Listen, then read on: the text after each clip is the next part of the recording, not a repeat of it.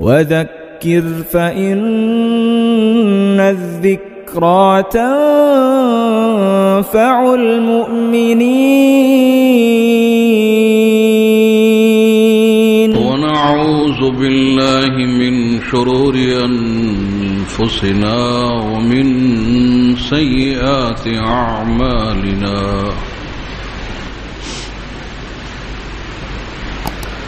من يهده الله فلا مضل له ومن يضلله فلا هادي له.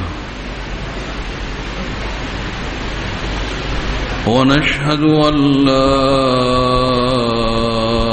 إله إلا الله وحده لا شريك له.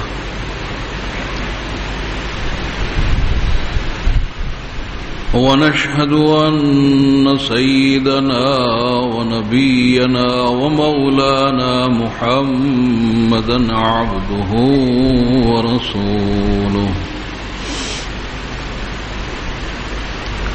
صلى الله عليه وعلى آله وأصحابه وبارك وسلم.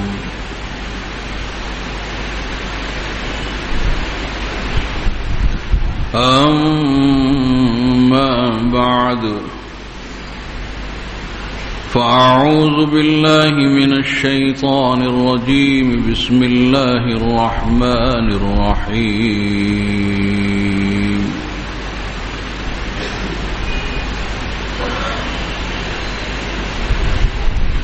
إنا أنزلناه في ليلة القدر وما أدراك ما ليلة القدر. ليلة القدر خير من 1000 شهر. تنزل الملائكة والروح فيها بإذن ربهم من كل أمر. سلام هي حتى مطلع الفجر.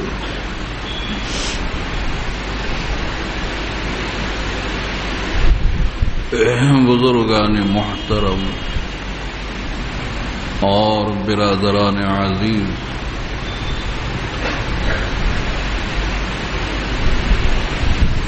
حق تعالی نے اپنے فضل سے اس مبارک مہینے تک ہمیں پہنچایا.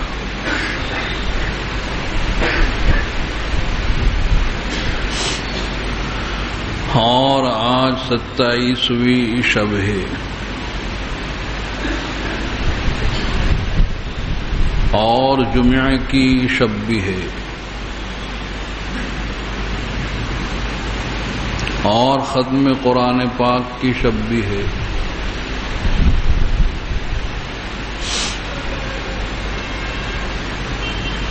تو جمعہ کی شب بھی ہو اور 27ویں شب دونوں اکٹھا ہو جائے، ایسا بہت کم اتفاق ہوا کرتا ہے.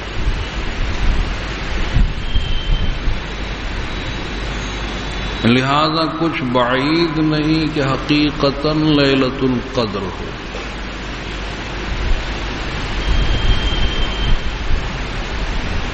اس لیے طبیعت کا اقتضا یہ ہوا کہ آج اسی سورت پاک کی تفسیر کی جائے.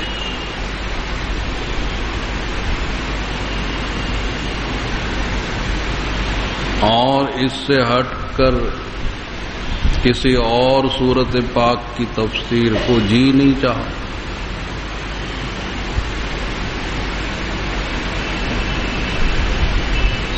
کہ ایسا بہت کم اتفاق کہ اللہ نے یہ دو خوبییں جمع کی.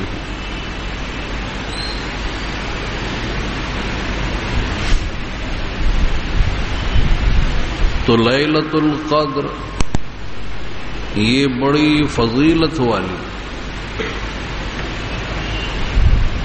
اور بہت ہی شرف والی رات کہ حق تعالی نے اپنی عظیم الشان کتاب قرآن پاک کے نزول کے لیے اسی شب کا انتخاب فرمایا.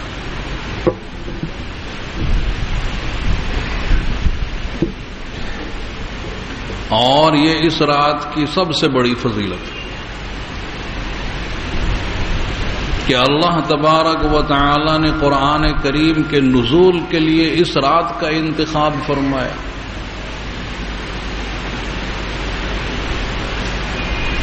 کہ انا انزلناہ فی لیلۃ القدر، کہ ہم نے قرآن کریم شب قدر میں اتارا ہے. تو لوح محفوظ سے سمائے دنیا میں جو بیت العزت،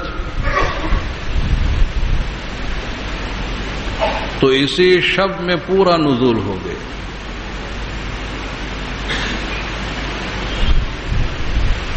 اور رمضان کا مہینہ ہے اور یہی رات بڑی برکتوں والی ہے. اس لیے ایک آیت میں کہ شہر رمضان الذی انزل فیہ القرآن، کہ رمضان کا مہینہ ہے کہ جس میں قرآن پاک کو نازل کیا گیا.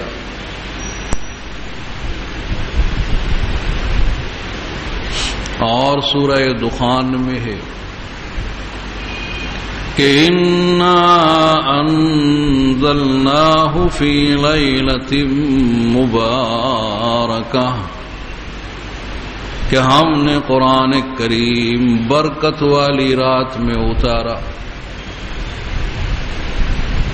تو رمضان کا مہینہ ہے اور لیلۃ القدر اور وہی برکتوں والی رات. تو لوح محفوظ سے سمائے دنیا پر پورا آ گیا.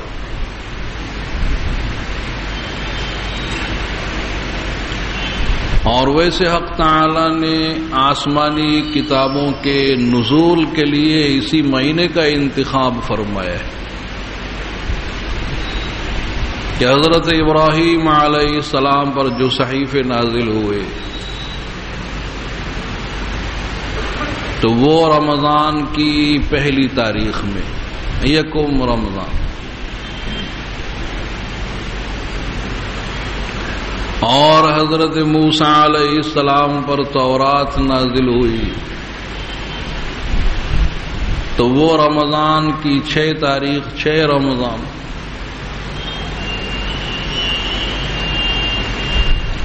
حضرت داؤد علیہ السلام پر زبور اترتی ہے، وہ رمضان کی 13 تاریخ 13 رمضان.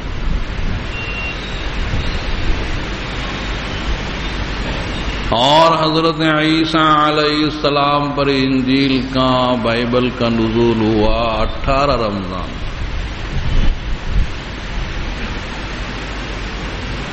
اور قرآن پاک کا نزول ہوا لوح محفوظ سے سمائے دنیا پر 24 رمضان. اور بعض مفسرین لکھتے ہیں کہ 24 گزر کر 25ویں شب تھی کہ اللہ تعالی نے پورا نازل فرمایا. اور پھر وہاں سے حضور اکرم صلی اللہ علیہ وسلم پر مکہ معظمہ میں 13 سال،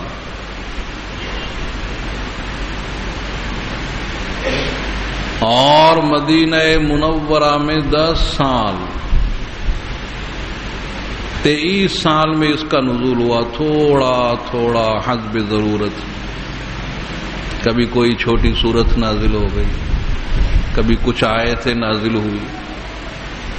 نزول کے اعتبار سے سب سے پہلی آیات آج ہی تلاوت ہوئی کہ اقرأ بسم ربک الذی خلق. نزول کے اعتبار سے سب سے پہلی آیت ہے، اور نزول کے اعتبار سے سب سے آخری آیت کہ واتقوا یوما ترجعون فیہ الی اللہ، وہ سب سے آخری آیت. اور ان دونوں آیتوں کے بیچ میں 23 سال کا فاصلہ، نزول کے اعتبار سے 23 سال کا فاصلہ ہے. تو اس رات کی سب سے بڑی فضیلت کہ اللہ تعالی نے اپنی آخری کتاب جو سید الکتب اس کے نزول کے لیے اس شب کا انتخاب فرمایا. اور ویسے اس رات کی اور بھی بہت سی فضیلتیں ہیں کہ ملائکہ فرشتے جن کو اللہ تعالی نے نور سے بنایا ہے، تو فرشتوں کی تخلیق اور فرشتوں کی پیدائش اسی شب میں ہوئی کہ اللہ تعالی نے ملائکہ کو اسی رات میں بنایا ہے نور سے. اور حضرت آدم علیہ السلام کا جو مادہ جمع کیا گیا ہے اور جو ان کا خمیر گوندھا گیا ہے وہ اسی مبارک رات میں. اور جنت کو جو آراستہ کیا گیا اور جنت میں جو درخت لگائے گئے وہ آج کی رات ہے.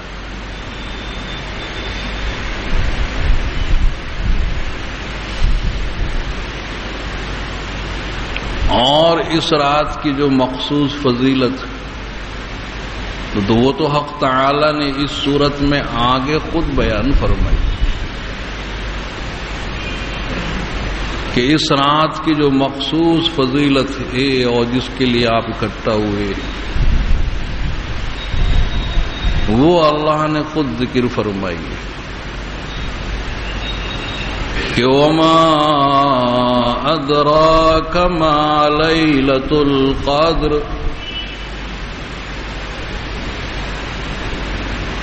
تو یہ شوق بڑھانے کے لیے، تو یہ زیادتی تشویق کے لیے استفہام کہ آپ کو معلوم بھی ہے کہ شب قدر کتنی فضیلت والی ہے. وما ادراک ما لیلۃ القدر، کیا آیا آپ کو کچھ خبر بھی ہے کہ لیلۃ القدر کتنی فضیلت والی؟ لیلۃ القدر خیر من الف شہر، کہ لیلۃ القدر 1000 مہینوں سے بہتر، 1000 مہینے کی عبادت سے اس ایک رات کی عبادت بہتر ہے.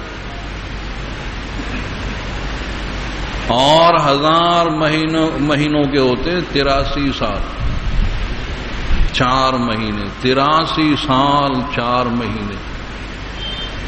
اب کون ہوگا کہ 83 سال 4 مہینے مسلسل عبادت کرتا رہے؟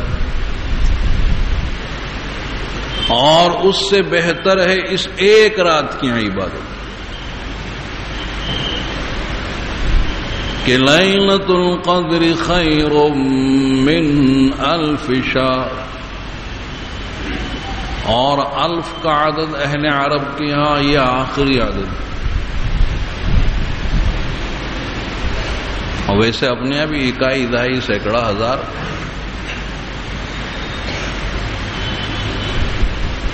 کہ 1000 مہینوں سے بہتر. لفظ خیر تو خیر کے معنی بہتر کے نہیں، خیر کے معنی بہت بہتر. اگر دو چیزیں ہوں، دو چیزیں، اور ان دونوں میں معمولی فرق ہو، معمولی فرق 19-20 کا فرق ہو،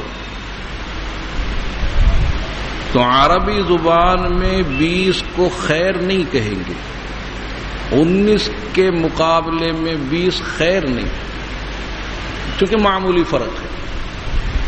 ہاں 10-20 کا فرق ہو، آپ 20 کو خیر کہیں گے، تو خیر من الف شہر، 1000 مہینوں سے بہتر۔ اب کتنی بہتر ہے؟ آیا 2 گنی بہتر، 4 گنی، 10 گنی، کتنی بہتر؟ اسے بھی اللہ ہی بہتر جانے کہ خیر من الف شہر، کہ 1000 مہینوں سے بہتر ہے اس ایک رات کی عبادت۔ تو اگر زندگی میں ایسی چند راتیں میسر آ جائے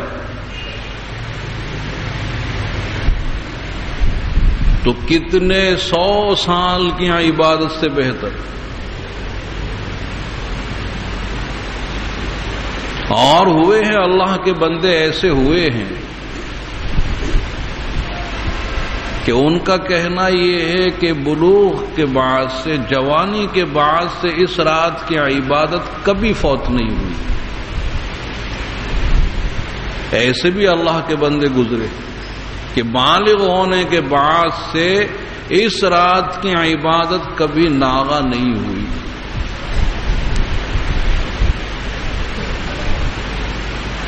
اور اس کا شان نزول یہ ہے کہ جب سرکار دو عالم صلی اللہ علیہ وسلم نے بنی اسرائیل کے ایک مجاہد کا تذکرہ فرمایا،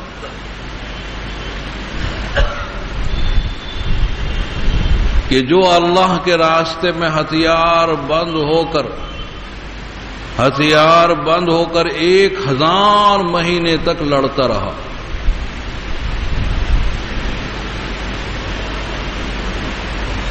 ایک اور روایت میں کہ آپ صلی اللہ علیہ وسلم نے بنی اسرائیل کے ایک شخص کا تذکرہ کیا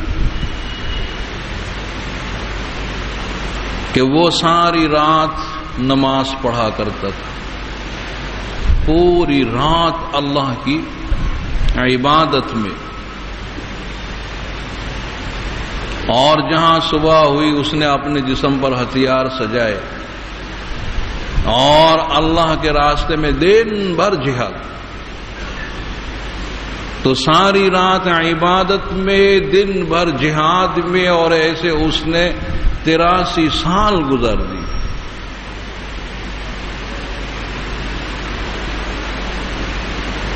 اور ایک مرتبہ آپ نے بنی اسرائیل کے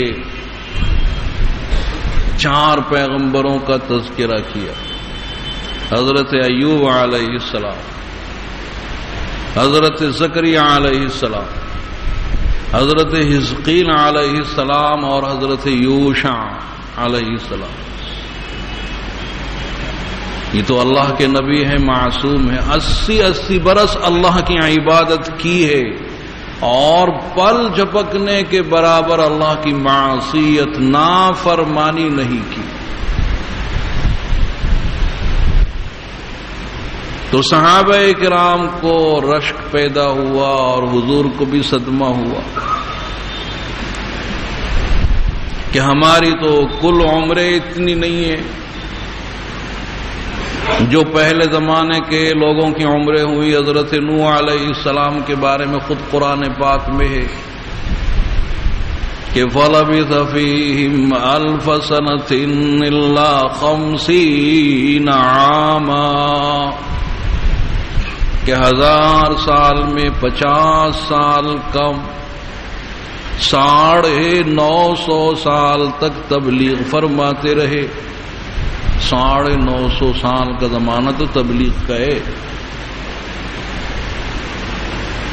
تو 1000 سال کی عمر، کسی کی 700، کسی کی 500، کسی کی 300۔ اور یہاں اپنی کل عمر 60-65 سال کی، 60-65 سال کی کل عمر،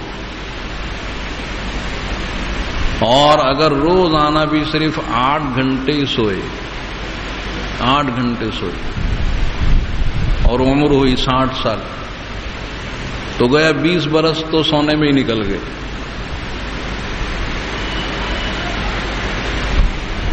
اور کام دھندے پر گئے، ڈیوٹی پر 8 گھنٹے کی ڈیوٹی، 20 سال یوں نکل گئے۔ اب ہاتھ میں تو صرف 20 سال آئے، اس میں کھانا پینا، گھر کے کام کاج، عبادت کے لیے کہاں وقت مل رہا ہے؟ تو ہماری تو کل عمریں اتنی نہیں، اگر ان کا مقابلہ کرنا چاہیں تو کیسے کریں گے؟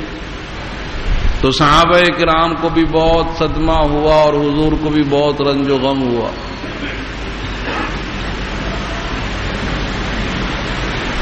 تو جبریل علیہ السلام تشریف لے آئے اور یہ سورت نازل ہو گئی کہ لیلۃ القدر خیر من الف شہر، کہ لیلۃ القدر 1000 مہینوں سے بہتر ہے، 83 سال 4 مہینے سے بہتر ہے اس ایک رات کی عبادت۔ تو اب اگر ایسی چند راتیں میسر آ جائیں تو کتنے 100 سال سے بہتر، اور اللہ بہتر فرما رہے، ممکن ہے کہ 2 گنی بہتر ہو، 5 گنی بہتر ہو۔ لہذا کفارہ ہو گیا، اگرچہ ہماری عمریں تھوڑی ہیں، اگرچہ ہماری عمریں 60-65 سال میں ہی ختم ہو جاتی ہے، لیکن اگر ایسی چند راتیں ہمیں مل گئی اور اس میں ہم نے اللہ کی عبادت کر لی، لغو کاموں میں اس رات کو نہیں گزارا، اللہ کی عبادت میں صرف کیا، ہم ان سے آگے بڑھ سکتے کہ یہ ہے لیلۃ القدر۔ اور قدر کے معنی آتے ہیں عظمت کے۔ لیلۃ القدر عظمت والی رات، اور قدر کے معنی آتے ہیں شرف کے، کہ شرافت والی رات۔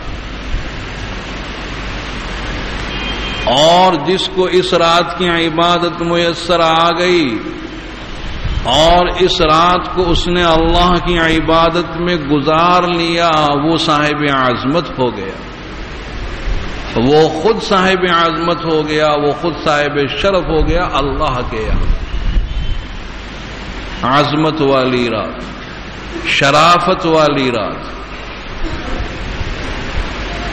کہ ابھی تک اس کی کوئی قدر و منزلت نہیں تھی، لیکن ایک رات کی عبادت اس نے کر لی، وہ صاحب عظمت، وہ صاحب شرف ہو گیا اللہ کے یہاں۔ اور قدر کے معنی تنگی کے بھی آتے، جیسے اللہ یبسط الرزق لمن یشاء ویقدر، کہ اللہ تعالیٰ جس کے لیے چاہیں رزق کو کھول دیتے اور جس کے لیے چاہتے ہیں تنگ فرما دیتے ہیں۔ قدر کے معنی تنگی کے بھی آتے۔ لیلۃ القدر تنگی والی رات، یعنی ملائکہ کا نزول اتنی کثرت سے ہوتا ہے اس شب میں، فرشتے اتنی بڑی تعداد میں یہاں آتے کہ جن کا مقام سدرۃ المنتہا پر ہے، تو وہ جبریل علیہ السلام کے ساتھ نیچے آتے ہیں اور اتنی بڑی تعداد میں آتے ہیں کہ زمین باوجود اپنی وسعتوں کے تنگ ہو جاتی، کہ ضاقت علیہم الارض بما رحبت، کہ زمین باوجود اپنی فراخی اور اپنی وسعت کے وہ تنگ ہو جاتی ہے، فرشتے اتنی بڑی تعداد میں پہنچتے ہیں۔ اور قدر کے معنی تقدیر کے بھی آتے ہیں کہ اس رات میں مخلوق کی تقدیر لکھی جاتی ہے کہ موالید، کہ کون کون انسان، نئے انسان دنیا میں آئیں گے، کون کون بچے پیدا ہوں گے، اور وفیات، کہ کون کون دنیا سے رخصت ہو جائیں گے۔ اور حدیث میں ہے کہ ایک شخص اپنا نکاح کر رہا ہے، شادی کر رہا ہے، دولہا بنا ہوا ہے،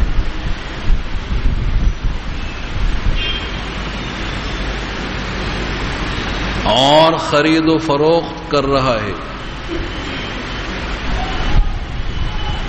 مکان تعمیر کر رہا ہے، حالانکہ اس کا نام مردوں کی فہرست میں لکھا ہوا ہے اور اس بیچارے کو پتہ نہیں ہے، اور کس کو کتنا رزق ملے گا، کہاں کتنی بارش ہوگی، کہاں سیلاب آئے گا، کہاں قحط سالی ہوگی، کس کو فتح ہوگی، کس کو شکست ہوگی۔ تو اس رات میں، اور وہ جو رات گزری ہے لیلۃ من نصف شعبان، شب برات، اس میں یہ امور لکھے جاتے ہیں، تو ممکن ہے کہ اس رات میں اجمال، اور اب انہی امور کی تفصیل وہ متعلقہ ملائکہ کے حوالے کر دی جاتی ہے۔ اس میں اجمال لکھا گیا اور اس میں تفصیل لکھی گئی، اور جو متعلقہ فرشتے ہیں وہ تفصیل ان کے حوالے کر دی گئی اس مبارک رات لیلۃ القدر۔ تو لیلۃ القدر خیر من الف شہر، کہ یہ لیلۃ القدر اور یہ شب قدر 1000 مہینوں سے بہتر ہے۔ اس ایک رات کی عبادت کر لو، تو کب کر لے، اور یہ رات کب ہوتی ہے، اس کی تعین۔ تو جس چیز کو اللہ تعالی مخفی رکھنا چاہتے ہیں اس میں اختلاف ڈال دیتے۔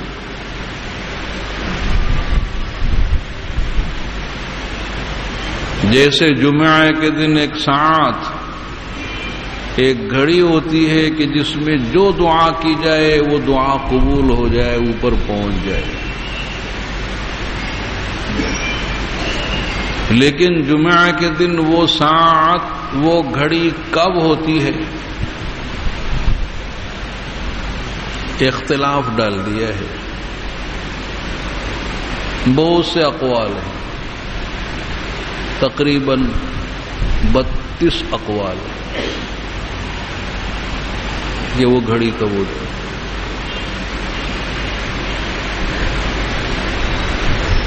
5 نمازیں ہیں، 5 نمازوں کی محافظت کرو، اور خصوصاً صلاۃ وسطیٰ کی، کہ حافظوا علی الصلوات والصلاۃ الوسطیٰ۔ لیکن وہ صلاۃ وسطیٰ کون سی ہے؟ وہ بیچ کی نماز۔ اختلاف ڈال دیا کہ 20 اقوال ہیں، حالانکہ نمازیں تو 5 ہی ہیں۔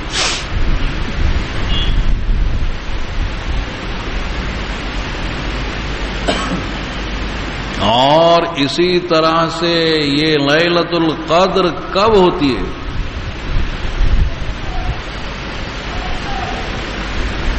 تو 40 یا 50 اقوال ہیں. اللہ نے اس کو چھپایا ہے.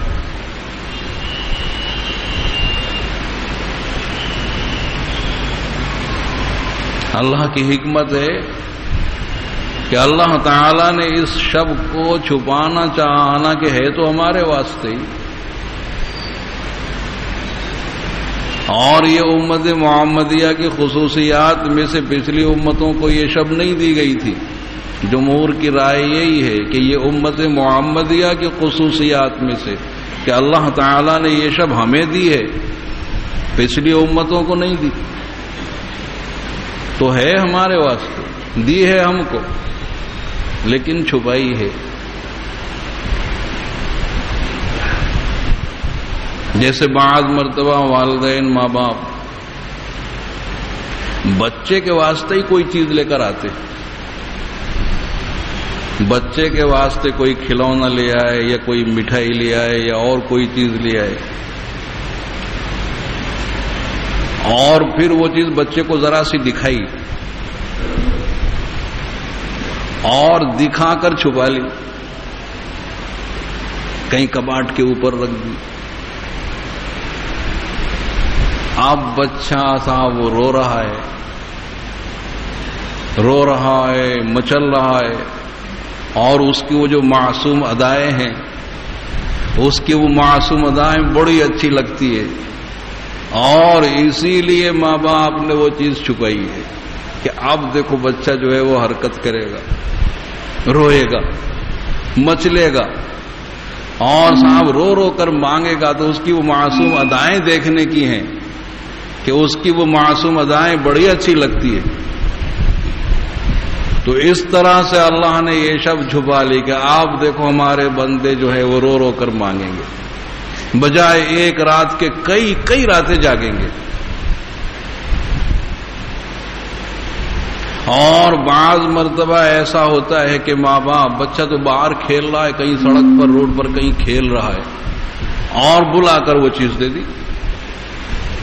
ایسا بھی کرتے ماں باپ کہ بچے کو پتا بھی نہیں باہر کہیں کھیل رہا ہے، اور بلایا اور بلا کر وہ چیز تھما دی.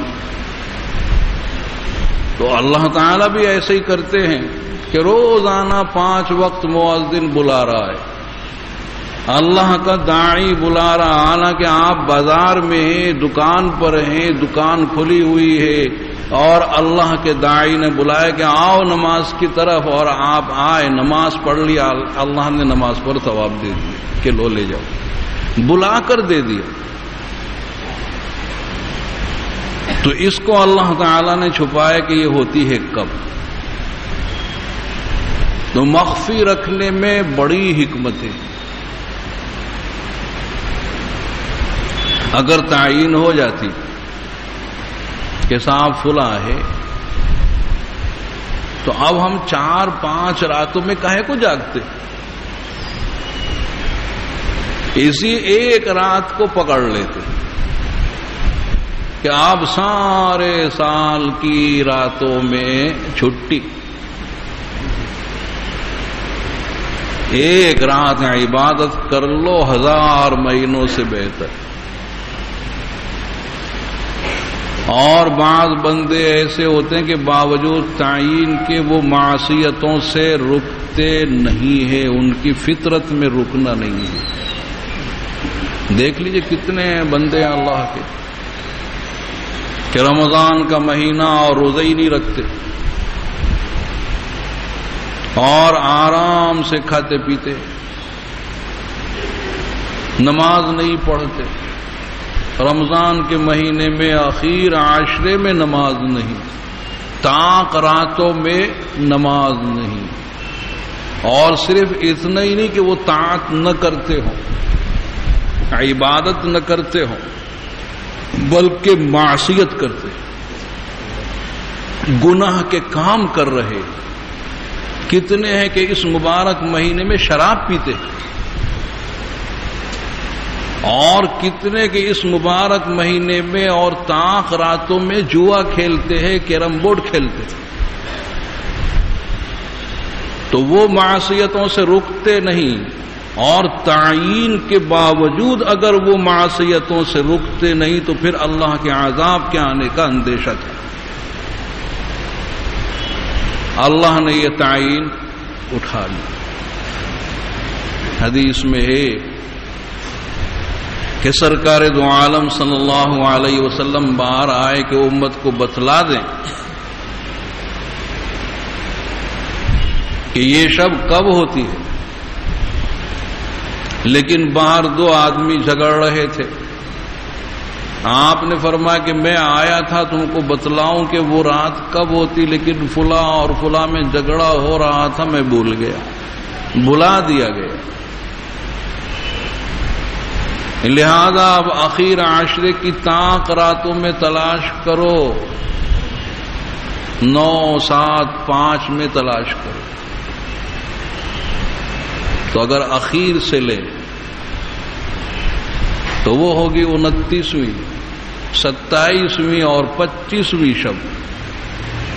اور اگر شروع سے لیتے ہیں تو وہ 21، 23، 25 کہ ان راتوں میں تلاش کرو. تو بہرحال یہ رات کب ہوتی ہے اللہ نے اس کی تعیین کو مخفی رکھا ہے. ابن مسعود کی رائے یہ ہے کہ یہ لیلۃ القدر سارے سال کی راتوں میں گھومتی رہتی، اور جسے مطلوب ہو تو وہ پورے سال کی راتوں میں جاگے اللہ کی عبادت کر لے تو مل جائے گی. پورے سال میں گھومتی. رمضان کے بار بھی ہو سکتی.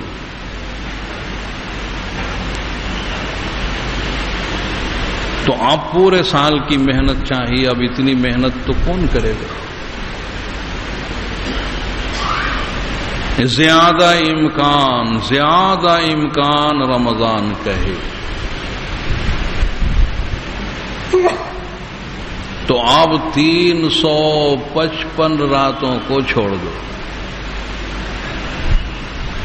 اب رمضان کی 29 یا 30 راتوں کو پکڑ لو.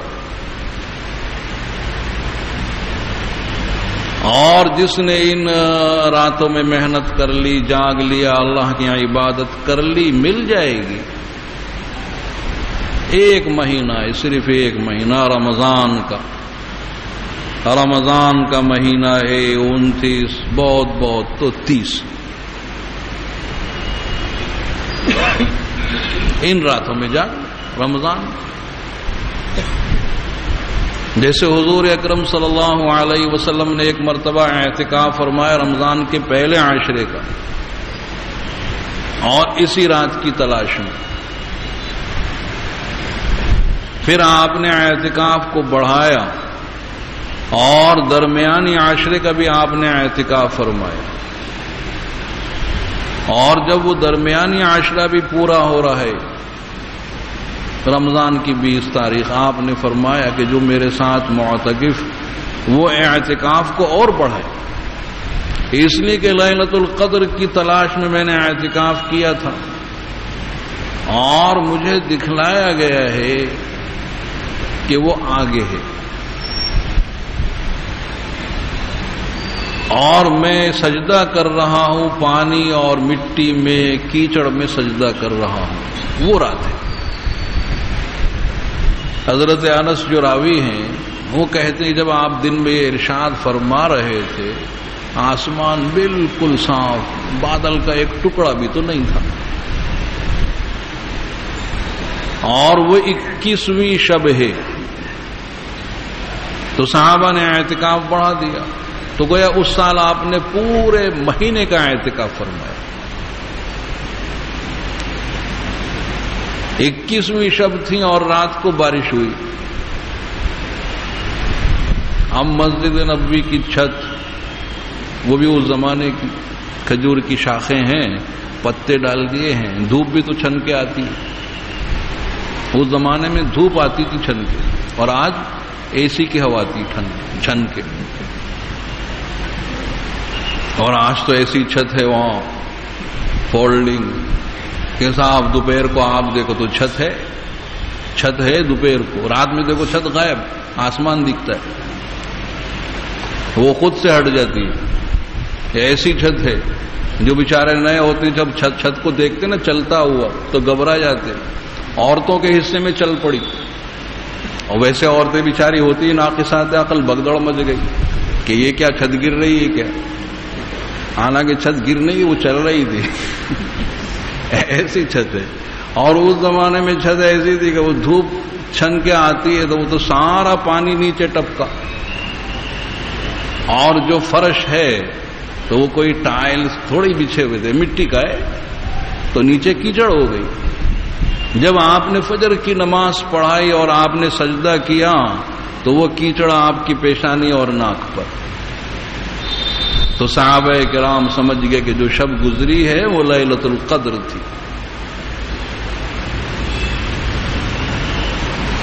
تو رمضان میں زیادہ امکان، اور رمضان کے آخری عاشرے میں تو بہت ہی زیادہ امکان ہے۔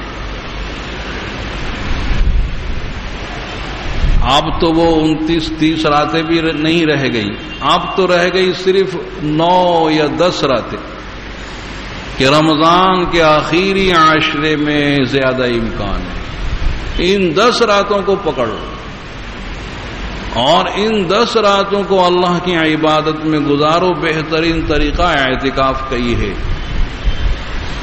کہ جو معتکف، اس کا سونا بھی تو عبادت میں شمار ہوتا ہے، اور معتکف عبادت نہیں کرے گا تو اور کیا کرے گا؟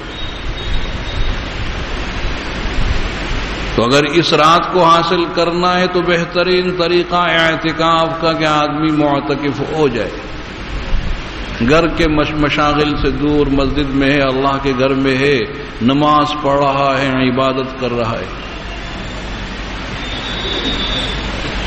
تو تحروا فی العاشر الاواخر من رمضان، کہ رمضان کے آخری عاشرے میں اس کو تلاش کرو، اور اگر اس کی بھی ہمت نہ ہو تو آخری عاشرے کی جو طاق راتیں ہیں فی الوتر منہا، کہ آخری عاشرے کی جو طاق راتیں اس میں بہت ہی قوی امکان ہے۔ 21ویں شب، 23ویں شب، 25ویں شب، اور 27ویں شب، اور 29ویں شب، ان میں تو بہت ہی قوی امکان۔ اب تو صرف 5 راتیں رہ گئی محنت کے لیے، ان 5 راتوں میں جاگ لو اور ان 5 راتوں میں محنت کر لو۔ اور اگر آپ کو یہ بھی بھاری لگتی ہو تو پھر آج کی رات کہ 27ویں شب میں تو بہت ہی قوی امکان ہے، بہت ہی قوی امکان کہ وہ لیلۃ القدر ہو۔ اس لیے کہ حضرت ابی بن کعب قسم کھا کر کہتے تھے کہ 27ویں شب ہوتی ہے،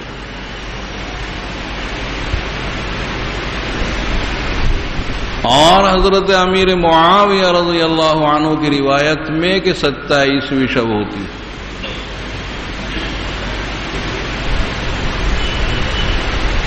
ابن عباس سے حضرت عمر نے پوچھا، حالانکہ وہ بچے ہی تھے، کہ لیلۃ القدر کب ہوتی ہے؟ گویا حضرت عمر نے ابن عباس کا امتحان لیا کہ لیلۃ القدر کب ہوتی ہے؟ فرمایا کہ 27ویں شب۔ یہ کیسے تم نے جانا؟ تم نے کیسے جانا کہ 27ویں شب ہوتی ہے؟ کہ فرمایا کہ میں نے اس طرح سے جانا کہ 7 کے عدد کو اللہ کے یہاں کوئی خاص اہمیت ہے، 7 کے عدد کو اللہ کے یہاں کوئی خاص اہمیت ہے، اس لیے اللہ نے جو آسمان بنائے تو کتنے بنائے؟ سات. آسمان بنائے تو 7 بنائے، زمینیں بنائیں تو اللہ نے 7 زمینیں بنائی. اور طواف کے لیے جو شوط رکھے ہیں چکر کتنے ہیں؟ 7 ہیں. کہ جو طواف کرنے والے خواہ حج کا طواف ہو یا عمرے کا ہو کہ نفلی ہو، 7 شوط، 7 چکر، وہ بھی 7 ہی رکھے. اچھا صفا اور مروہ کے درمیان جو سعی کے چکر وہ کتنے؟ کیا وہ بھی 7 ہے؟ اچھا جمرات کے اوپر جو کنکریے مارتے ہیں کتنی مارتے ہیں؟ کہ 7 مارتے ہیں.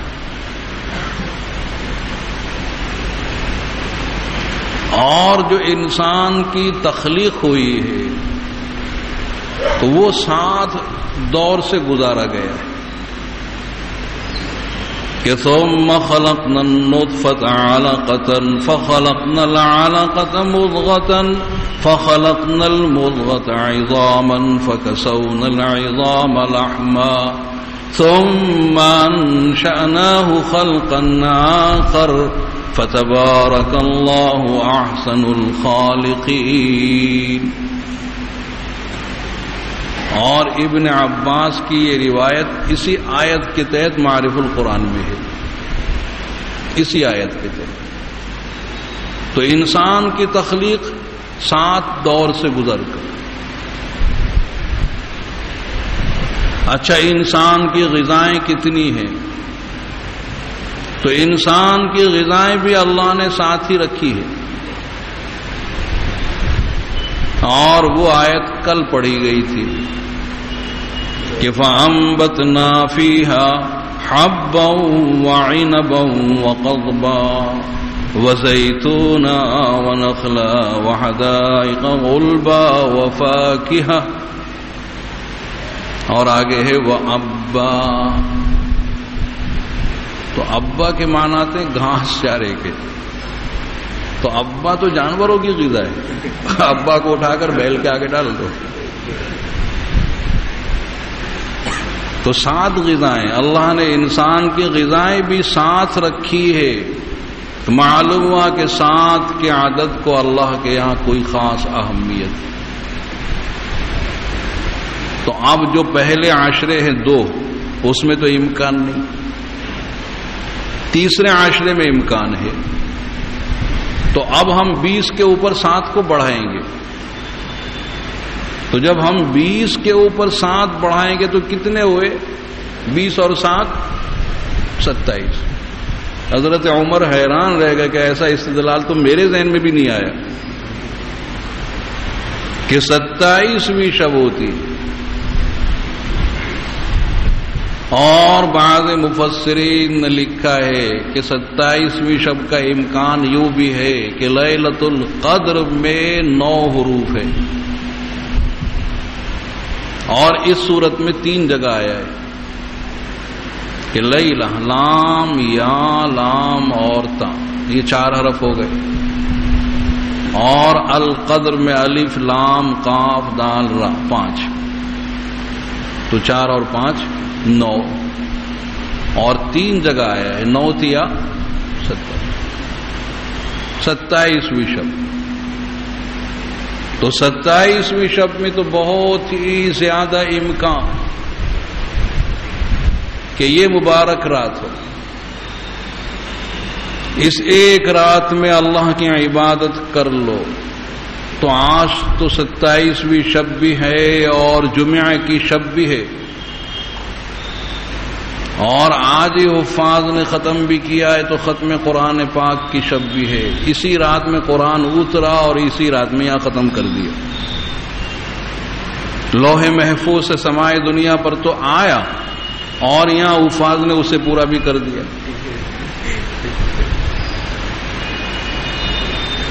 تو آنے کی شب بھی ہے، ختم کی بھی شب ہے.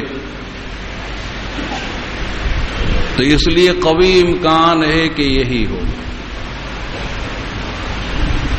اور آگے ہے تنزل الملائکۃ والروح فیہا باذن ربہم من کل امر، کہ اس میں فرشتے اور روح القدس جبرائیل علیہ السلام وہ ہر امر خیر کو لے کر اترتے۔ تو جبرائیل علیہ السلام وہ فرشتوں کی جماعت کے ساتھ کہ جن کا مقام سدرۃ المنتہا پر ہے، وہ ملائکہ آتے اور بڑی تعداد میں آتے ہیں۔ اور پھر جبرائیل علیہ السلام جس کسی کو دیکھتے ہیں کہ وہ اللہ کی عبادت میں نماز میں مصروف ہے تو اس کے حق میں یصلون، رحمت کی دعا دیتے ہیں اور سلامتی کی دعا دیتے ہیں، رحمت کی دعا دیتے ہیں، سلامتی کی دعا دیتے ہیں۔ اور پھر ویسے یہ رات سراپا سلام ہی، اور یہ نہیں کہ رات کے کسی مخصوص حصے میں ہو، ہی حتی مطلع الفجر، غروب سے لے کر صبح صادق تک، یہی برکات۔ تو لہذا یہ رات اللہ کی عبادت میں گزارنی چاہیے۔ اور حضرت عائشہ رضی اللہ تعالی عنہ نے بہت ہی کام کی بات پوچھ لی کہ جو ہمارے ذہن میں بھی نہ آئے، کہ اگر مجھے یہ رات مل جائے اور معلوم ہو جائے کہ آج یہ لیلۃ القدر، تو میں اللہ سے کیا دعا کروں؟ تو اس رات کی مخصوص دعا اپنے بتلائی کی دعا کرنا، اللہم انک عفو تحب العفو فاعف عنی، یہ دعا کرنا کہ اللہم انک عفو، کہ اے اللہ آپ تو بڑے معاف کرنے والے ہیں اور معافی کو آپ پسند فرماتے ہیں، مجھے آپ معاف کریں۔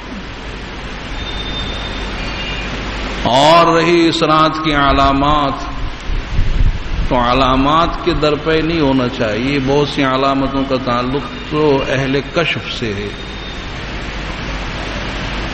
اور وہ ارباب کشف کوئی معلوم ہو سکتی ہے کہ اس رات میں جو درخت ہیں وہ سب سجدہ کرتے، تو اب درختوں کا سجدہ کرنا وہ ہمارے اور آپ کے لیے نہیں ہے، اس لیے کہ ہمیں تو وہ درخت کھڑے ہی نظر آئیں گے۔ ہاں جو اہل کشف ہوتے ہیں انہیں معلوم ہو جاتا ہے کہ اس وقت درخت سجدے کی حالت میں ہے، لہذا مسجد کی کھڑکی میں سے جھانکنے کی ضرورت نہیں ہے کہ آگے جو درخت ہیں وہ کھڑے ہیں کہ لیٹ گئے، تو وہ تو کھڑے ہی نظر آئیں گے ہمیں، ہم کہاں ہیں اہل کشف میں سے؟ تو وہ ارباب کشف کے لیے ہے۔ سمندر کا پانی صاحب میٹھا ہو جاتا ہے، اب کہاں جائیں گے ڈومس کے آگے سمندر کا پانی چکھنے کے لیے کہ میٹھا ہوا کہ کھا رہی ہے۔ اور صاحب صبح کو سورج نکلتا ہے تو بالکل صاف، بغیر کسی شعاع کے، گول ٹکیا کی طرح سے۔ تو اگر ہم نے دیکھ بھی لیا کہ ہاں سورج بالکل صاف اور بغیر کسی شعاع کے ہے، گول ٹکیے کی طرح سے ہے، تو رات تو پیچھے نکل گئی، اب اس علامت سے کیا فائدہ ہوگا سوائے افسوس کی کہ رات تو گئی پیچھے۔ اس لیے علامات کے در پہ نہ ہو، اللہ کی عبادت میں گزاریں، اور جو فضیلت ہے وہ فضیلت آپ کو حاصل ہو جائے گی کہ اس ایک رات کی عبادت 1000 مہینوں سے بہتر ہے۔ وہ بھی نہ ہو سکے تو پھر کم سے کم اتنا تو ہے ہی، اتنا، اس سے کم پھر کچھ نہیں ہے کہ عشاء کی نماز جماعت سے پڑھے اور فجر کی نماز جماعت سے پڑھے۔ اور حضرت عثمان ابن عفان کی روایت میں کہ حضور اکرم صلی اللہ علیہ وسلم نے ارشاد فرمایا کہ جس نے عشاء کی نماز جماعت سے پڑھی گویا کہ آدھی رات جاگ کر اس نے اللہ کی عبادت کی، اور جس نے پھر فجر کی نماز جماعت سے پڑھ لی گویا پوری رات جاگ کر اس نے اللہ کی عبادت کی۔ اور حدیث میں آئے کہ من قام لیلۃ القدر ایمانا واحتسابا غفر له ما تقدم من ذنبه، کہ من قام لیلۃ القدر، کہ جو شب قدر میں کھڑا رہا، یعنی اللہ کی عبادت میں لگا رہا ایمان کے ساتھ، اور محض اللہ تعالی کی خوشنودی حاصل کرنے کے لیے، ریا کے لیے نہیں، دکھلاوے کے لیے نہیں، ایمان اور احتساب کے ساتھ، غفر له ما تقدم من ذنبه، اس کے گزشتہ گناہ معاف ہو جائے۔ اور حدیث میں یہ بھی ہے کہ جو اس رات کی عبادت سے محروم، وہ واقعتاً ہر خیر سے محروم ہے، اور محروم وہی ہوگا جو شقی ہو، کہ من حرم خیرہا فقد حرم، کہ جو اس رات کی عبادت سے محروم وہ واقعتاً محروم ہے۔ لیکن اگر عشاء کی نماز بھی جماعت سے پڑھی ہے، فجر کی نماز بھی جماعت سے پڑھ لی ہے، تو آپ محروم کی فہرست سے نکل جائیں گے، کہ آپ محروم نہیں کہلائیں گے۔ محروم وہی کہ جس نے عشاء بھی نہ پڑھی ہو، فجر بھی نہ پڑھی، وہ ہے محروم۔ تو اللہ تعالیٰ نے یہ مبارک شب ہم کو دی ہے، اور مانگنے کے لیے دی ہے، کہ ویسے تو ہر رات میں یہ جب آخری حصہ ہوتا ہے، رات کا آخری چھٹا حصہ، تو نزول ہوتا ہے باری تعالیٰ کا، وہاں سے ندائیں ہوتی ہے کہ ہے کوئی اپنے گناہوں کی معافی کو چاہنے والا کہ میں معاف کر دوں۔ اور یہ مبارک رات ایسی ہے کہ غروب سے ندائیں ہو رہی اور صبح صادق تک، کہ عَلَىٰ مِن مُسْتَغْفِرٍ فَأَغْفِرُ لَهُ، کہ ہے کوئی اپنے گناہوں کی معافی کو چاہنے والا کہ میں اس کے گناہوں کو بخش دوں۔ تو اللہ تعالیٰ تو خود فرما رہے، اور ہم ہیں گنہگار،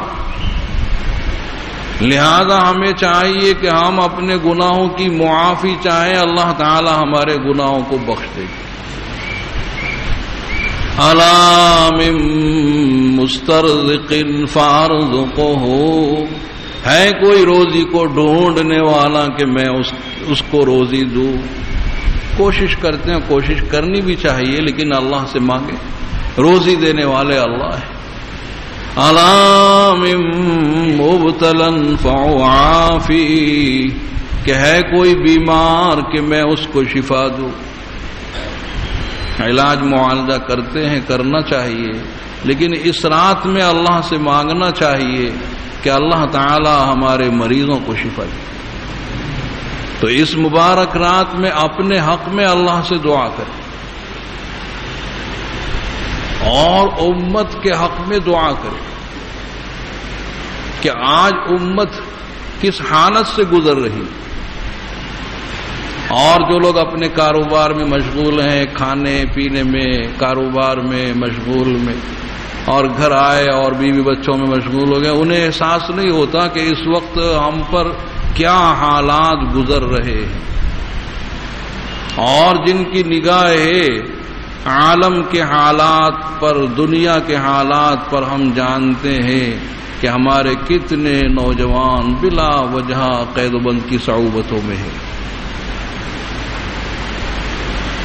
اور کتنوں کو ہلاک کیا گیا ہے، کتنے شہید ہو گئے، اور جو اسلامی ممالک کہلاتے ہیں وہاں تو حالات یہاں سے بھی گئے گزرے،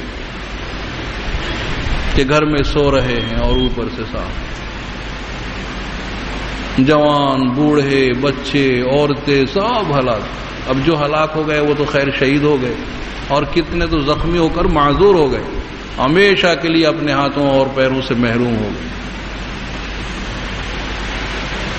تو کیسے حالات سے ہم گزر رہے؟ تو ہمیں اللہ ہی سے مانگنا چاہیے،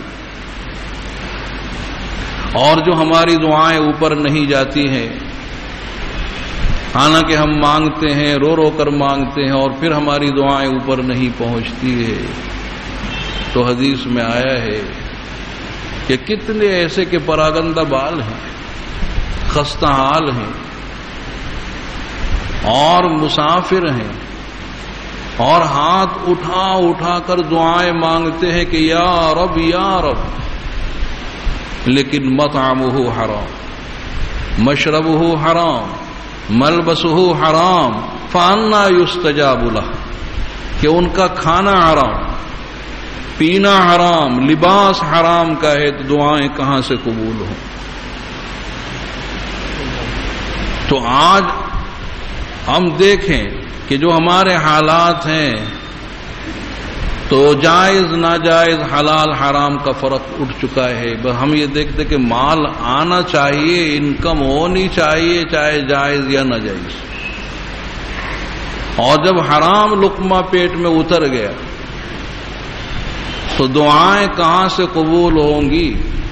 فضائل اعمال میں واقعہ نہیں لکھا کہ کوفہ میں ایک جماعت تھی مستجاب لوگوں کی، اور حجاج کو ان کی طرف سے بڑا خطرہ تھا کہ اگر بد دعا کر دی بیڑا غرق ہو جائے گا. اس نے ان سب کو اپنے یہاں بلا کر کھانا کھلا دیا. جب وہ کھانے سے فارغ ہو گئے کہا آپ بے فکر، کتنی بد دعا کر لیں قبول نہیں ہونے کی. اس نے کہا آرام پیٹ میں پہنچ گیا. تو حق تعالیٰ نے مانگنے کا حکم دیا ہے اور قبولیت کا وعدہ فرمایا کہ ادعونی استجب لکم، کہ اے میرے بندو مجھ سے مانگو اور میں تمہاری دعاؤں کو قبول کروں گا. اور ہمارے لیے تو صرف اللہ کا ایک در ہے مانگنے کے لیے، ہم تو اسی سے مانگیں گے چاہے وہ قبول کرے یا نہ کرے. ہمارے لیے اور کوئی در نہیں کہ اس در پہ ہم چلے جائیں. ایک بزرگ کا واقعہ ہے کہ رات بھر وہ اللہ کی عبادت کرتے، تہجد کی نماز پڑھتے. جیسے وہ تہجد کی نماز سے فارغ تو جیسے ہی تہجد کی نماز سے فارغ ہوتے غیب سے ایک آواز آتی قبول نیست، کہ آپ کی عبادت قبول نہیں ہے. اب ایک مرتبہ ان کا ایک معتقد تھا، اس معتقد نے کہا کہ حضرت اجازت دیں کہ ایک شب میں آپ کے ساتھ گزار لوں اور آپ کے ساتھ نماز پڑھوں. کا بیٹا پڑھ لے. اب یہ بزرگ بھی مصلی بچھا کر کھڑے ہو گئے نماز کے لیے، وہ نوجوان بھی کھڑا ہو گیا. یہ اپنی تہجد کی نماز سے فارغ ہوئے. تو جب تہجد کی نماز سے فارغ ہوئے وہی حسب دستور غیب سے آواز آئی قبول نیست، کہ آپ کی نماز، آپ کی عبادت، آپ کی یہ تہجد ہمیں قبول نہیں. اس نوجوان نے بھی سن لیا. اس نوجوان معتقد نے کہا کہ حضرت جب قبول نہیں ہے تو پڑھتے کائے کو ہیں، اپنی نیند کیوں خراب کرتے، آرام سے سو جائے.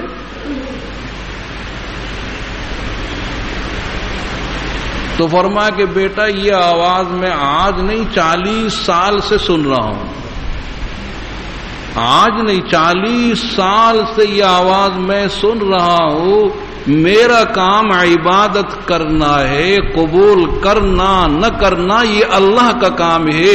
میرے لیے اور کوئی در نہیں کہ میں وہاں جا کر عبادت کروں. یہ اللہ کی مرضی ہے کہ وہ میری عبادت کو قبول کرے یا نہ کرے، لیکن بہرحال مجھے تو ساری زندگی اس کی عبادت کرنی ہے. اب غیب سے آواز آئی کہ قبول ہست گرچہ ہنر نیست، کہ آپ کی عبادت قبول اگرچہ اس میں کوئی کمال تو نہیں ہے. یہ بھی اللہ نے فرمایا، کہیں خود پسندی نہ آ جائے کہ ہاں بہت بڑا ہی نہ آ جائے. تو آپ کی عبادت قبول اگرچہ اس میں کوئی کمال نہیں، لیکن ہم نے 40 سال کی عبادت قبول کر دی. ہم بندے ہیں، ہمیں اپنے حق میں اور اپنے بھائیوں کے حق میں کہ جو بیمار ہوں ان کے حق میں دعا کریں، اپنے مریضوں کے حق میں دعا کریں، اپنے مرحومین کے حق میں دعا کریں، اور خاص طور سے امت مسلمہ کے حق میں دعا کریں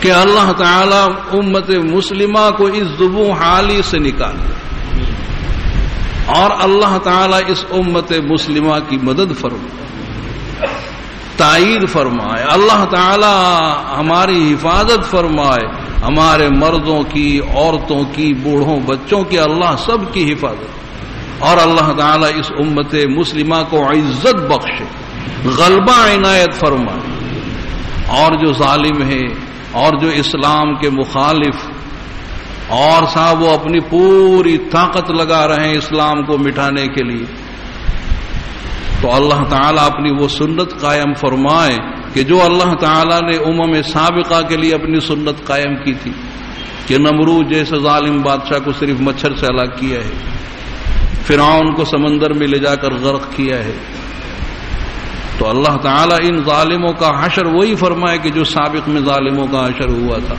تو دل کی گہرائیوں سے دعا مانگنی چاہیے کہ اللہ تعالیٰ ہماری دعاؤں کو قبول کرے۔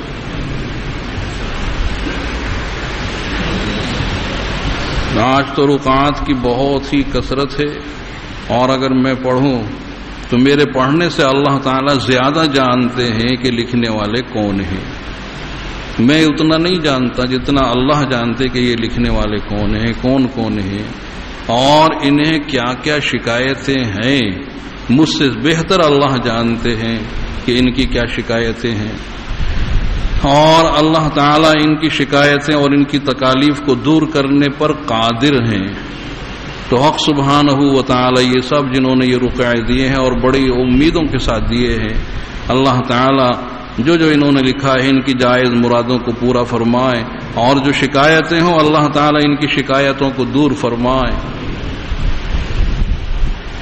اللہم لک الحمد ولک الشکر، اللہم لک الحمد ولک الشکر، اللہم لک الحمد ولک الشکر، اللہم لا احصی ثناء علیک انت کما اثنیت علی نفسک، اللہم لا احصی ثناء علیک انت کما اثنیت علی نفسک، اللہم لا احصی ثناء علیک انت کما اثنیت علی نفسک، اللہم صل علی سیدنا محمد النبی الأمی وعلی آلہ وسلم تسلیما، اللہم صل علی سیدنا محمد النبی الأمی وعلی آلہ وسلم تسلیما، اللہم صل علی سیدنا محمد صلاة تنجینا بها من جميع الأهوال والآفات وتقضي لنا بها جميع الحاجات وتطهرنا بها من جميع السيئات وترفعنا بها عندك أعلى الدرجات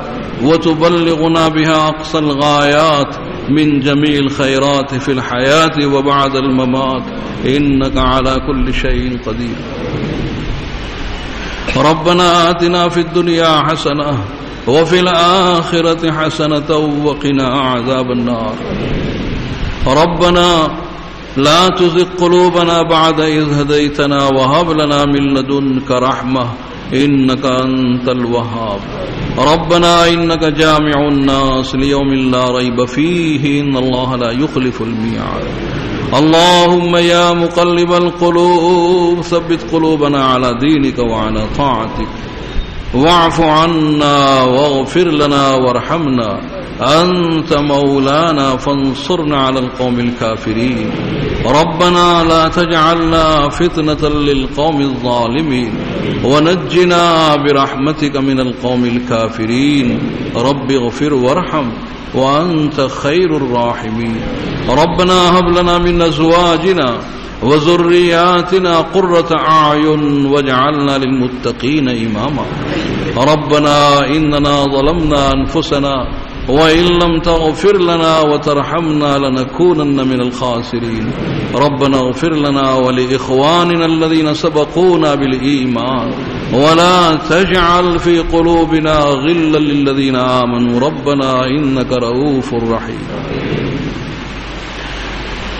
اللهم إنا نسألك من خير ما سألك منه نبيك محمد صلى الله عليه وسلم ونعوذ بك من شر ما استعاذك منه نبيك محمد صلى الله عليه وسلم وأنت المستعان وعليك البلاغ ولا حول ولا قوة إلا بالله.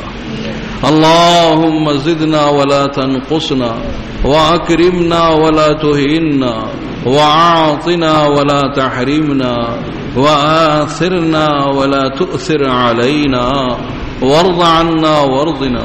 اللهم إنا نسألك العفو والعافية والمعافاة الدائمة في الدنيا والآخرة یا حی یا قیوم یا حی یا قیوم یا حی یا قیوم یا بدیع السماوات والارض یا ذا الجلال والاکرام برحمتک نستغیث اصلح لنا شأننا كله ولا تكلنا إلى أنفسنا طرفة عين ولا إلى أحد من خلقك اللهم إنا نسألك علما نافعا وعملا متقبلا ورزقا حلالا واسعا وشفاء من كل داء اللهم يا أرحم الراحمين يا أرحم الراحمين يا أرحم الراحمين اللهم اغفر لنا وللمؤمنين والمؤمنات والمسلمين والمسلمات وألف بين قلوبهم وأصلح ذات بينهم وانصرهم على عدوك وعدوهم اللهم لعن الكفرة الذين يصدون عن سبيلك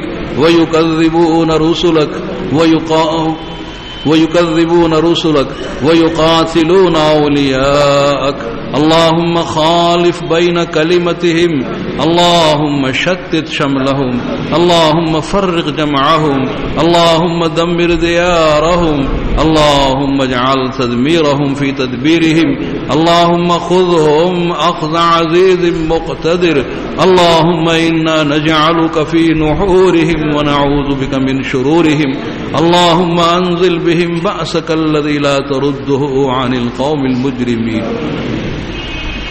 الہ العالمین ویا اکرم الاکرمین اے مولا کریم ہمارے سارے گناہوں کو معاف فرما ہمارے تمام گناہوں کو بخش دے الہ العالمین ہمارے کبائر کو معاف فرما ہمارے صغائر کو معاف فرما جو گناہ عمدن کیے ہیں سہون ہوئے ہیں دن کے اجالوں میں کیے ہیں رات کی اندھیریوں میں چھپ چھپ کر کیے ہیں الہ العالمین ہم سب سے چھپے ہیں لیکن ہم نے تیرا خیال نہیں فرمایا کہ تیری ذات تو بصیر ہے تیری ذات تو سمیع ہے تیری ذات تو خبیر ہے تیری ذات تو علیم ہے الہ العالمین اور آپ نے کرامن کاتبین کو ہم پر مسلط کیا ہوا ہے کہ جو ہماری ہر ایک بات کو لکھ رہے ہیں ما یلفظ من قول الا لدیہ رقیب عتید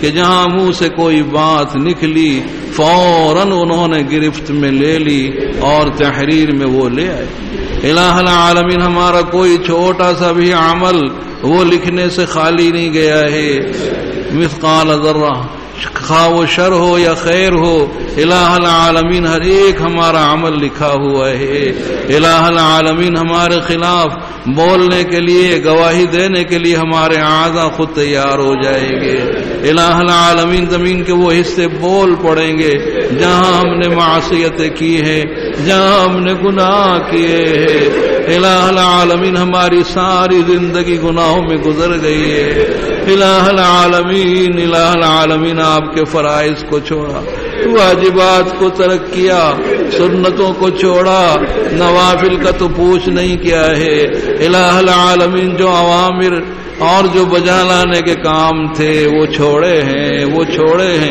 الہ العالمین جن سے بچنے کا حکم دیا تھا اور جن کاموں کو آپ نے حرام قرار دیا اس کے ہم مرتکب ہوئے ہیں الہ العالمین ہم نے بہت بڑے بڑے گناہ کیے ہیں الہ العالمین اتنے عظیم گناہ کیے ہیں کہ اگر پہاڑوں پر رکھ دیے جائیں پہاڑ بیٹھ جائیں الہ العالمین گناہوں کا انبار ہے الہ العالمین دفتر کے دفتر ہماری معصیتوں سے بھرے ہوئے ہوں گے اور ہر ایک دفتر منتہائے نظر تک پہنچ رہا ہوگا الہ العالمین اس جرم عظیم کو معاف فرما اس جرم عظیم کو معاف فرما دے الہ العالمین آپ کی ذات غفار ہے غفاری کا معاملہ فرما آپ کی ذات ستار ہے ستاری کا معاملہ فرمائے۔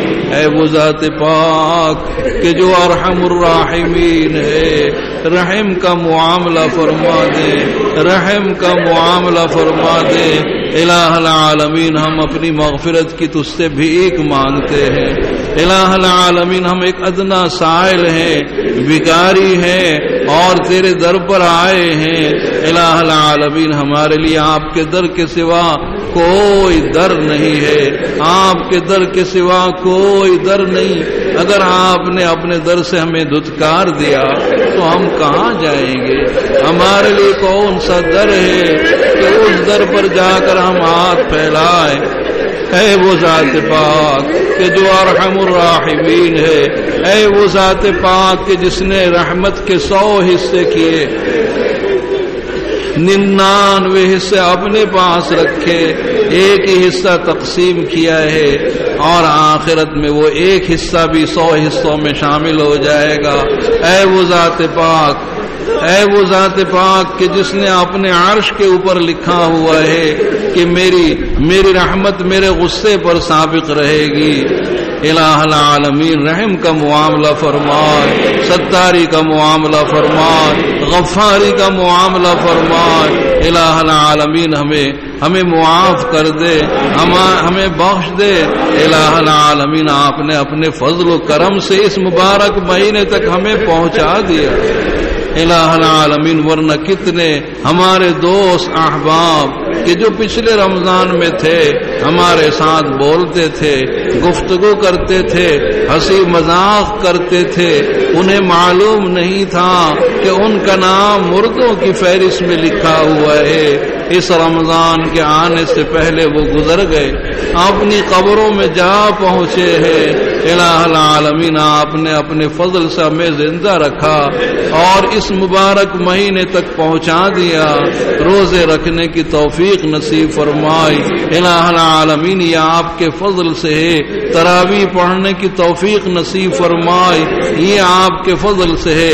الہ العالمین ہمارے روزوں کو بھی قبول فرمائے، ہماری تراویح کو قبول فرمائے۔ الہ العالمین جو کچھ بھی ہم سے کوتاہی ہوئی ہے ہمارے صیام میں، تراویح میں، تلاوت میں، جو کچھ بھی ہم سے کوتاہی الہ العالمین اپنے فضل و کرم سے معاف فرما دے اور ہمارے روزوں کو قبول کر لے، ہماری تراویح کو قبول فرما لے، ہماری تلاوت کو قبول فرما لے۔ الہ العالمین بخشش کا معاملہ فرمائے، ستاری کا معاملہ فرمائے۔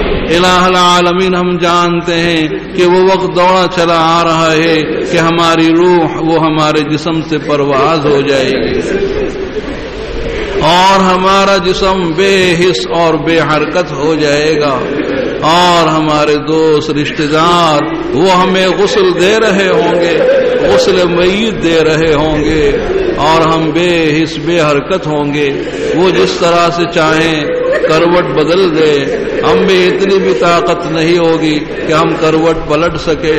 الہ العالمین وہ کفن پہنا رہے ہوں گے اور وہ اس پر خوشبو چھڑک رہے ہوں گے، ہمارا کفن تیار ہوگا، گھر سے جنازہ اٹھ رہا ہوگا، دوسرے لوگ کہہ رہے جلدی کرو جلدی کرو، ٹائم ہو چکا ہے، وقت ہو چکا ہے، جنازہ باہر نکالو، اور اہل خانہ گھر کی عورتیں زار و قطار رو رہی ہوں گی اور جنازہ لائے جا رہا ہوگا، رکھ دیا جائے گا، امام کھڑا ہوگا، لوگ نماز پڑھ رہے ہوں گے۔ الہ العالمین ہم جانتے ہیں کہ وہ معاملہ ہمارے ساتھ ہونے والا ہے، جنازے کی نماز ہو رہی ہوگی اور قبرستان تک لے جائیں گے، قبر کھدی ہوئی ہوگی، قبر کے کنارے پر جنازہ رکھا ہوگا، کچھ لوگ اندر اترے ہوئے ہوں گے کہ لاؤ جنازہ ہمیں دے دو، اور وہ قبلہ رخ لٹا کر قبر کو بند کرنا شروع کر دیں گے، اینٹیں چنتی جائیں گی، حتیٰ کہ اس کی جو درازیں ہیں وہ بھی بند کر دی جائیں گی۔ الہ العالمین ہم ہواؤں میں رہنے والے، پنکھوں کی ہواؤں میں رہنے والے، اے سی میں رہنے والے اور مخملی فرش پر بیٹھنے والے، فوم کے گدوں پر بیٹھنے والے، الہ العالمین مٹی پر لٹا دیا جائے گا، مٹی پر لٹا دیا جائے گا، قبر بند ہو جائے گی، نہ روشنی کا وہاں گزر ہوگا، نہ ہوا کا وہاں کوئی گزر ہوگا۔ الہ العالمین ساتھی دفن کر کے جا رہے ہوں گے اور ہم ان کی جوتیوں کی آواز سن رہے ہوں گے کہ ہمارے ساتھی اپنے کام سے فارغ ہو کر چل دیے، اب ہم ہوں گے اور ہمارے اعمال ہوں گے، کرامن کاتبین امتحان کے لیے پہنچ جائیں گے۔ اگر ٹھیک ٹھیک سوال دے دیا تو خیر ہے، ورنہ ہماری قبر ہمیں بھیجنا شروع کر دے گی کہ ہماری فصلیں گڑ مڑ ہو جائیں گی، اور ایک فرشتہ کہ جو آنکھوں سے اندھا ہوگا، کانوں سے بہرا ہوگا، اور اس کے ہاتھ میں ایک ایسا گرز ہوگا کہ اگر وہ پہاڑ کے اوپر مار دے، پہاڑ پاش پاش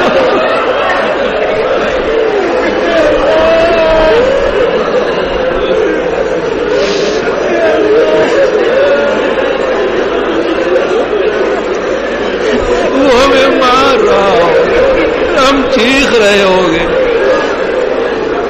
انسان جنات کے علاوہ ساری مخلوق ہماری چیخو پکار کو سن رہی ہوگی۔ ہے وہ ذات پاک کہ جو ارحم الراحمین ہے، الہ العالمین تیرے رحم کی بھیک مانگتے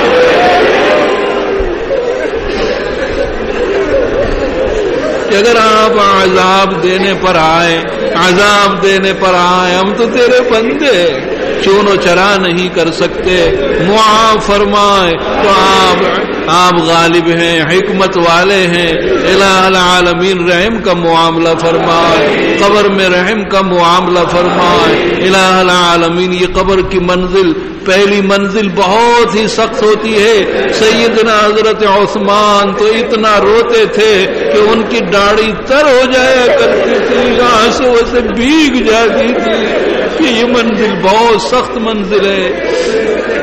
اگر یہاں سختی پیش آ گئی، آگے کے مراحل اور سخت ہو جائیں گے۔ یہ آسان ہو گئی، آگے کے مراحل آسان ہو جائیں گے۔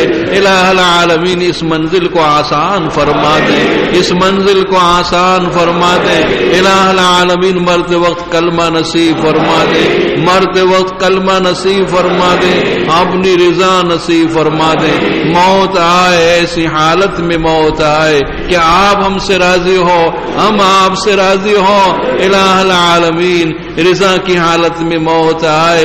الہ العالمین تیرے محبوب سرکار دو عالم صلی اللہ علیہ وسلم نے اپنے انتقال سے 3 دن پیشتر فرمایا کہ تم میں سے جس کسی کو موت آئے وہ اللہ تعالی کے ساتھ حسن ظن رکھنے والا ہو۔ الہ العالمین حسن ظن نصیب فرما دیں کہ آپ ہماری حسنات اور نیکیوں کو قبول فرمائیں گے اور سیئات سے درگزر فرمائیں گے۔ الہ العالمین آپ کا معاملہ وہ ہمارے ظن کے موافق ہوا کرتا ہے۔ الہ العالمین ہماری نیکیوں کو قبول کر لے، ہماری برائیوں سے درگزر فرمائے۔ الہ العالمین جب تک بھی ہم زندہ رہے اسلام پر زندہ رہنے کی توفیق نصیب فرمائے۔ موت آئے تو ایمان کی حالت میں موت آئے، خاتمہ بالخیر ہو جائے، خاتمہ بالخیر ہو جائے، مرتے وقت کلمہ نصیب ہو جائے۔ الہ العالمین ایمان کی دولت تو آپ نے دی ہے بغیر کسی درخواست کے، بغیر کسی سوال کے، ورنہ جس دن ہم پیدا ہوئے نہ معلوم کتنے انسان دنیا میں آئے۔ کوئی یہودی گھرانے میں پیدا ہو گیا، وہ یہودی بن گیا، کوئی نصرانی گھرانے میں آیا، وہ نصرانی ہو گیا، کوئی مجوسی گھرانے میں پیدا ہوا، وہ مجوسی ہو گیا۔ تیرا فضل، تیرا احسان، بے حد احسان کہ مسلم گھرانے میں پیدا کیا ہے، مسلم گھرانے میں پیدا فرمایا۔ الہ العالمین آپ کا عظیم احسان ہے، جتنا بھی ہم اس پر شکر ادا کریں وہ کم ہے کہ آپ نے ہم کو مسلم گھرانے میں پیدا فرمایا کہ آج ہم مسلمان ہیں، ایمان ہے۔ الہ العالمین اس ایمان کی حفاظت فرمائے، اس ایمان کی حفاظت فرمائے کہ مرنے کے بعد صحیح سلامت اس ایمان کو لے جانے والے ہم ہو جائے۔ الہ العالمین آخری وقت میں شیطان بہکاتا ہے، شیطان بہکاتا ہے۔ امام احمد بن حنبل کا وصال ہو رہا ہے، لوگ کلمہ تلقین کر رہے ہیں اور وہ کہتے ہیں کہ لا نہیں۔ جب ہوش میں آئے لوگوں نے کہا کہ آپ کی زبان پر تو لا تھا، فرمایا کہ شیطان آ گیا تھا کہ اے احمد تو اپنے ایمان کو بچا کر لے چلا۔ میں نے کہا کہ نہیں، ابھی روح باقی ہے۔ الہ العالمین آخری وقت میں جب ایسے امام کو وہ بہکا سکتا ہے تو ہماری کیا حیثیت ہے، ہماری کیا پوزیشن ہے؟ ہم تو ویسے ہی کمزور ہیں۔ الہ العالمین ہمارے ایمان کی آپ ہی حفاظت فرمائے، شیطان کے شر سے آپ ہی ہمارے ایمان کی حفاظت فرما لے۔ الہ العالمین ہمارے مرحومین کی مغفرت فرمائے، الہ العالمین بال بال مغفرت فرمائے، الہ العالمین ہمارے مریضوں کو شفا عنایت فرمائے، جتنے ہم میں اور ہمارے متعلقین میں بیمار ہیں ان کو صحت کاملہ نصیب فرما دیں۔ الہ العالمین جنہوں نے رقعات دیے ہیں آپ جانتے ہیں کہ کس کس نے رقعہ دیا ہے، اس میں کیا لکھا ہے۔ الہ العالمین بہت سے لوگوں نے زبانی کہا ہے، حالانکہ میں بھول گیا کہ کن کن لوگوں نے کیا کیا شکایتیں کی تھی، لیکن آپ کے علم میں ہے کہ وہ کہنے والے کون ہیں۔ الہ العالمین کیا شکایتیں ہیں۔ الہ العالمین، الہ العالمین ہم سب تیرے بندے ہیں، اپنی تکالیف اور اپنی شکایتیں ہم تجھ سے ہی عرض کرتے ہیں۔ الہ العالمین تیرے محبوب نے فرمایا ہے کہ اگر جوتی کا تسمہ ٹوٹ جائے وہ بھی اللہ سے مانگو۔ الہ العالمین ہم آپ سے مانگ رہے ہیں کہ ہماری تمام مشکلات کو دور کر دے، ہماری تمام پریشانیوں کو دور فرما دے۔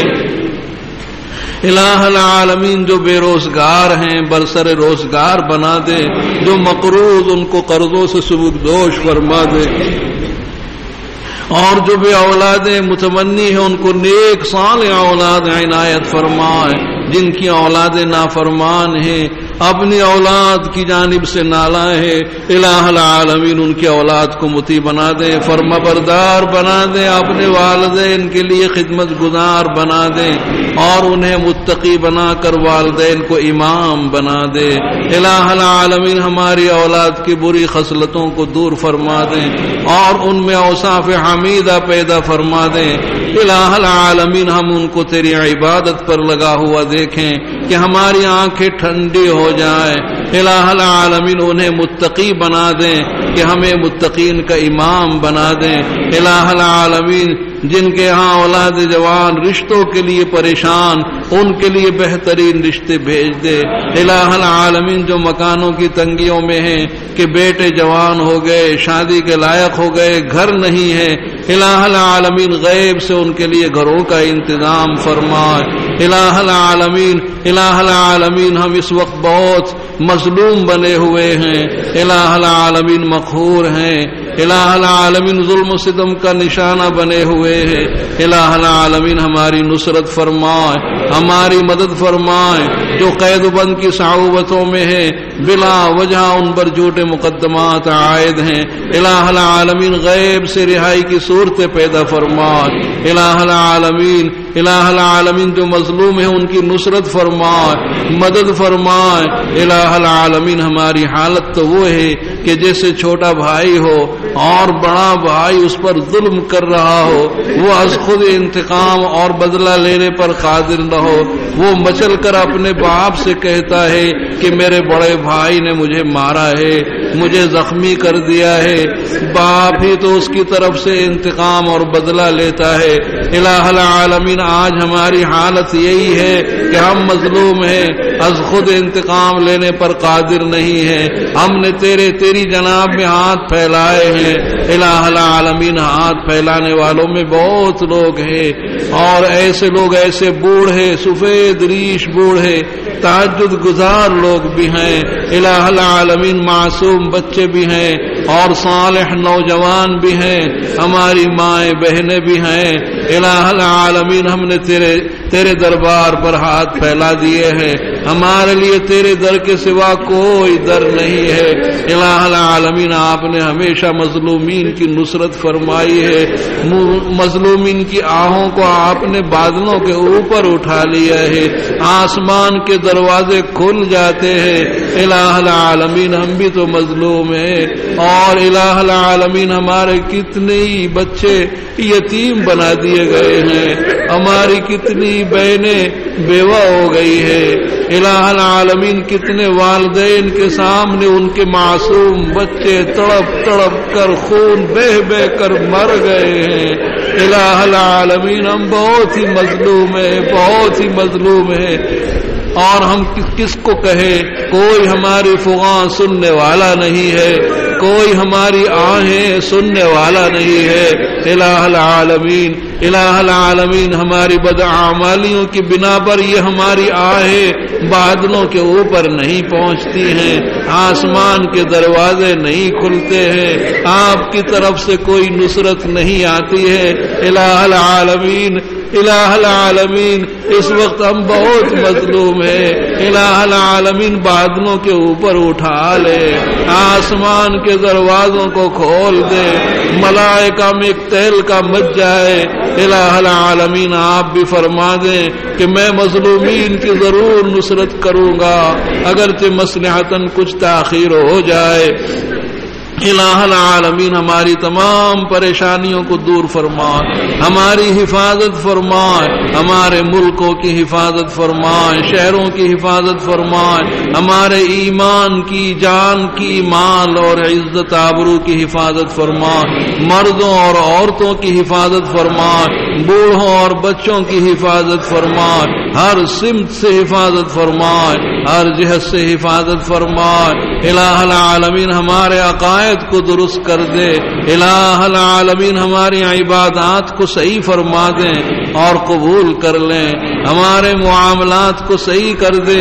ہمارے معاملات اتنے خراب ہیں کہ یہی رکاوٹ بنے ہوئے ہیں کہ دیگر لوگ ہمارے اعمال کو دیکھ کر وہ اسلام سے ناراض ہو جاتے ہیں، برگشتہ ہو جاتے ہیں۔ الہ العالمین ہمارے اعمال کو درست کر دے، معاملات کو صحیح کر دیں، اور ہمارے اخلاق کو بلند فرما دیں، ہمارے اخلاق کو سنوار دیں۔ الہ العالمین ہماری تمام پریشانیوں کو دور فرما دیں۔ الہ العالمین جو کچھ مانگا اور اس میں ہماری مصلحت وہ بھی عنایت فرمائے، اور جو کچھ مانگنا تھا اور اس میں ہماری مصلحت اور حکمت تھی، الہ العالمین محض اپنے فضل و کرم سے وہ بھی عنایت فرمائے۔ الہ العالمین دونوں جہان میں عافیت نصیب فرما دیں، دونوں جہان میں خیر نصیب فرما دیں، دونوں جہان میں بھلائی نصیب فرما دیں۔ الہ العالمین با مقصد زندگی نصیب فرمائے۔ الہ العالمین عذاب برزخ سے ہماری حفاظت فرمائے، محشر کی رسوائی سے بچا لے۔ الہ العالمین میزان عمل کے سامنے کھڑے ہوں گے اور اعمال کو تلوا رہے ہوں گے، لیکن کیا تلوائیں گے؟ الہ العالمین ہمارے پاس حسنات کہاں ہے؟ الہ العالمین نفسی نفسی کا عالم ہوگا۔ الہ العالمین کوئی نیکی ایسی ہو جائے جیسے اس صاحب رقعہ سے ہو گئی تھی کہ اس نے کلمہ کہہ لیا تھا، آپ نے اس لا الہ الا اللہ کی پرچی کو وزنی بنا دی۔ الہ العالمین ہمارا کوئی عمل وزنی ہو جائے، نیکیوں کے پلے کو بھاری کر دے۔ الہ العالمین جب نام اعمال اڑائے جا رہے ہوں گے پھر نفسی نفسی ہوگی۔ الہ العالمین نام عمل دانیات میں عنایت فرما دے۔ الہ العالمین میزان اور آپ کی عدالت میں کھڑا ہونا ہے، ساری زندگی کے اعمال سامنے رکھنے ہیں۔ الہ العالمین ہمارے تو ہر عمل میں عیب ہے، ہمارے ہر عمل میں نقصان ہے، اور ہماری تو یہ ناقص پونجی ہے۔ الہ العالمین سیدنا حضرت یوسف علیہ السلام نے اپنے بھائیوں کی ناقص پونجی کو قبول کر لیا تھا. آپ تو رب یوسف ہیں، خالق یوسف ہیں، مالک یوسف ہیں. جتنے وہ مہربان تھے اپنے بھائیوں پر، آپ اس سے زیادہ مہربان ہیں اپنے بندوں پر. الہ العالمین آپ اپنے بندوں پر زیادہ مہربان ہیں. ہماری ناقص عبادات کو قبول کر لے، ہماری ناقص عبادات کو قبول کر لے. جہنم سے آزادی کا پروانہ عنایت فرما، جہنم سے آزادی کا پروانہ عنایت فرما. جہنم میں گرنے سے بچا لے. بڑا نازک وقت ہوگا، بہت ہی نازک گھڑی ہوگی، پل صراط پر قدم ہوگا، نیچے جہنم دہک رہی ہوگی. الہ العالمین قدم کو سنبھال لے، قدم کو سنبھال لے. تیز رفتاری سے گزرنے کی توفیق نصیب فرما دے، تیز رفتاری کے ساتھ گزرنے کی توفیق نصیب فرما دے. جہنم سے پار لگا دے. الہ العالمین جنت تک پہنچا دے. جنت کے دروازوں پر ہو، زبان پر ہو کہ الحمدللہ الذی اذھب عنا الحزن، کہ تمام تعریف اس پروردگار کے لیے ہے کہ جس نے ہم سے سارے غم وہ پیچھے کر دیے اور اب ہم جنت میں داخل ہو جائیں گے، وہاں کوئی غم نہیں ہوگا. الہ العالمین ہماری ان دعاؤں کو قبول فرما لیں. اپنے محبوب سرکار دو عالم صلی اللہ علیہ وسلم کی طفیل قبول فرما لیں. اپنی رحمت کے صدقے قبول فرما لیں. الہ العالمین آپ کی ذات تو ارحم الراحمین ہے. الہ العالمین آپ ہماری حفاظت فرمائیں. آپ مالک ہے، مالک ہی تو اپنے مملوک کی حفاظت کرتا ہے. الہ العالمین آپ بادشاہ ہیں، بادشاہی تو اپنی رعیت کی حفاظت کرتا ہے. اور آپ جو ہیں آقا ہیں، آقا ہی اپنے غلاموں کی حفاظت حمایت کرتا ہے، ان کی طرف سے لڑنے کے لیے کھڑا ہو جاتا ہے. الہ العالمین ہماری طرف سے لڑنے والا کون ہے؟ الہ العالمین آپ ہماری مدد فرمائیں. آپ معبود برحق ہیں. سچا معبود وہ ہوتا ہے کہ جو اپنے عابدین کی حفاظت کرتا ہے. آپ معبود برحق ہیں، سچے معبود ہیں. آپ ہماری نصرت فرمائیں، مدد فرمائیں. الہ العالمین ہماری دعاؤں میں جان ڈال دے. الہ العالمین ہماری دعاؤں کو قبول فرما لے. الہ العالمین ہماری ناقص دعاؤں کو بھی قبول فرما لے.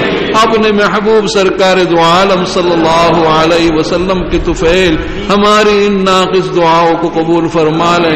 الہ العالمین یہ محض الفاظ ہیں، الہ العالمین معنی آپ ڈال دے. الہ العالمین یہ بے جان سی دعا ہے، اس میں جان آپ ڈال دے، قبول فرما لے. الہ العالمین جنت اور جنت الفردوس میں اعلیٰ سے اعلیٰ مقام نصیب فرما دے. وصلی اللہ تعالی علی خیر خلقہ محمد وعلی آلہ وصحبہ اجمعین برحمتک یا ارحم